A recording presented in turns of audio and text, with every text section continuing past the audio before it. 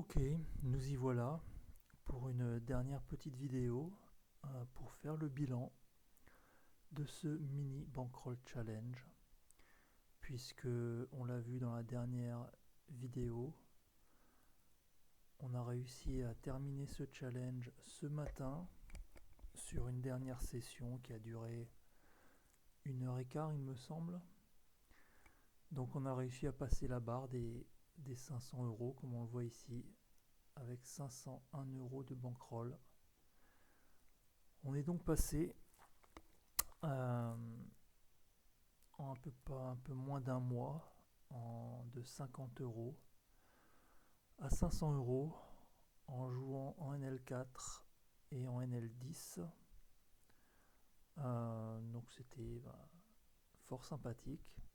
On s'aperçoit que voilà, il y a encore moyen de faire un peu, de s'amuser, de faire un peu d'argent de poche en jouant au poker en ligne, dans les micro-limites.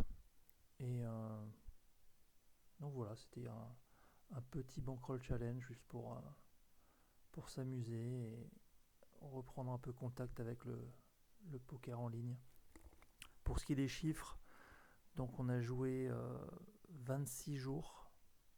26 jours, exactement 101 heures. 101 heures de grind pour donc monter de 50 à 500 euros.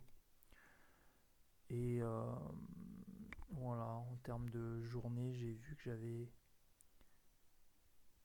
20 jours gagnants et 6 jours perdants, en sachant que certains jours perdants auraient vraiment pu être évités. Il y a beaucoup de jours perdants qui sont perdants de 2, 3, 4 euros. Vraiment des jours perdants, comment dire, très limités. Et en plus qui pour beaucoup auraient pu être évités, puisque en général c'est des journées qui se passent pas très bien, on run assez bad, et donc forcément on fait aussi parfois des mauvais plays, des mauvais calls, on est parfois un peu moins discipliné, et je pense que j'aurais pu en éviter certains, et peut-être éviter certains jours perdants, et finir même le bankroll challenge un peu plus rapidement. Mais bon, donc voilà, 26 jours de grind, une centaine d'heures, 101 heures exactement. Et ma foi, c'était fort sympathique. Et peut-être que je reviendrai un peu plus tard,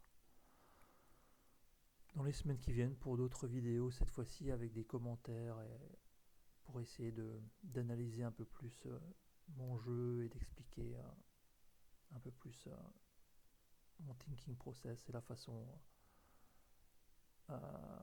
dans laquelle je procède quand je suis sur les tables. Allez, à bientôt.